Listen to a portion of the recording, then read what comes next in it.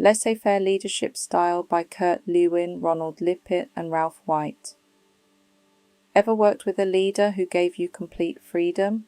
No constant supervision, no micromanagement, no one checking every decision. You were trusted to do the work, trusted to solve problems, trusted to manage your responsibilities. For some people, that feels empowering. For others, it feels like a lack of direction, because when leadership steps back, the team must step forward. This is Laissez-Faire leadership, one of the three major leadership styles identified and studied by Lewin, Ronald Lippert, and Ralph White in 1939. A leadership style built on trust, autonomy, and independence. And while the leader remains present, they allow team members significant freedom in how work is carried out. That raises an important question. How much freedom should a leader give? And when does empowerment become absence? That question sits at the heart of Laissez-Faire leadership. Lewin and his colleagues wanted to understand how different leadership styles influence behavior, productivity, and morale. Their research identified three major approaches: autocratic leadership, democratic leadership, laissez-faire leadership. Of these three approaches, laissez-faire leadership provides the highest level of employee freedom. The belief behind this style is simple. People often perform best when trusted to manage themselves. Let's break it down. The core idea: laissez-faire leadership is centered around one key principle: give people the freedom to take ownership. Rather than directing every action, leaders provide resources, support, and trust. Employees are encouraged to make decisions, solve problems, manage responsibilities, and contribute independently. The leader remains available when needed, but avoids excessive control. This creates high autonomy, high independence, high personal responsibility, strong ownership. The emphasis is on freedom, trust, and self-management. So, what is the impact? People often grow when they are trusted to take responsibility. Key characteristics: laissez-faire leaders often delegate authority, trust. Team members avoid micromanagement, provide flexibility, encourage independence, allow self-direction rather than controlling every detail.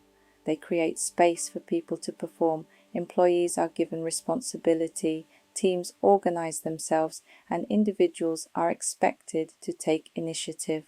So, what is the impact? High trust can encourage high levels of creativity and ownership. When laissez-faire leadership works best.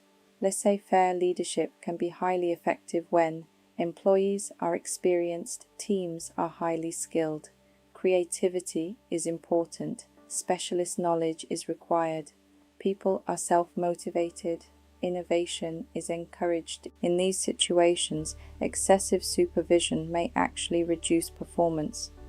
People often produce their best work when given freedom. So, what is the impact?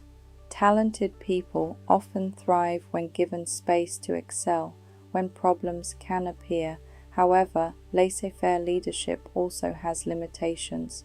Without enough guidance, priorities may become unclear, accountability may suffer, performance may decline, conflicts may go unresolved. Some employees may feel lost. Not everyone thrives with complete freedom. Some individuals require support, structure, and direction. Without effective leadership, teams can drift. This can create confusion and inconsistency. So, what is the impact? Too much freedom without direction can create chaos. Real-world example. Imagine a team of highly skilled software developers. Each specialist has years of experience. They understand their responsibilities. They know how to solve technical problems rather than controlling every decision. The leader provides goals, resources, and support. The team then determines how best to achieve the outcome. Innovation increases, creativity flourishes, ownership grows. That is laissez-faire leadership in action. Advantages and disadvantages. Advantages: high employee autonomy encourages creativity, promotes innovation, builds ownership, reduces micromanagement, supports professional growth, disadvantages, lack of direction, possible role confusion, reduced accountability. Inconsistent performance, not suitable for inexperienced teams, can lead to poor coordination, where you see this today. Laissez-faire leadership is often found in research environments, creative industries, technology companies, design teams, academic settings, specialist professional groups, anywhere highly skilled individuals require freedom to perform. Elements of laissez-faire leadership may be present. So, what is the impact? Freedom can unlock potential when people are ready for it. Key insight. Lewin, Ronald Lippert, and Ralph White showed that leadership style affects how people perform and respond. Laissez-faire leadership reminds us that leadership is not always about directing people. Sometimes it is about trusting them, sometimes it is about stepping back, sometimes it is about creating the conditions for others to succeed. The challenge for leaders is knowing when people need guidance and when they need freedom, because leadership is not about controlling everything.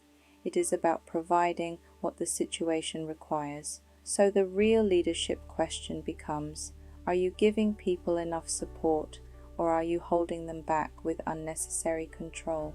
Because great leaders know when to lead from the front and when to lead from the side. So ask yourself, how much freedom do you give others to make decisions and take ownership?